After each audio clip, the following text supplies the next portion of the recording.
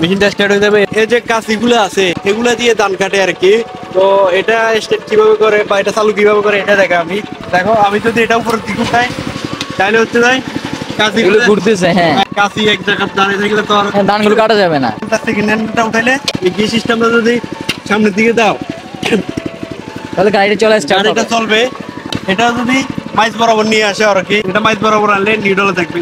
তারপরে ব্যাকই নেও তার করলে এটা তো নিজে নিজেও চলে মামা। নিজে নিজে চলবে। এটা তো কোনো শক্তি কোনো মানবের মানে মানুষের আর কি কোনো শক্তি প্রয়োজন নাই।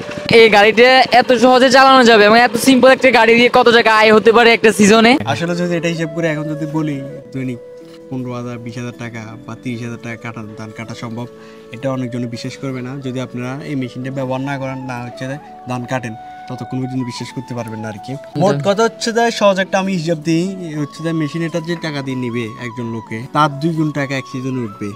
এক সিজনে 2 গুণ টাকা উঠবে।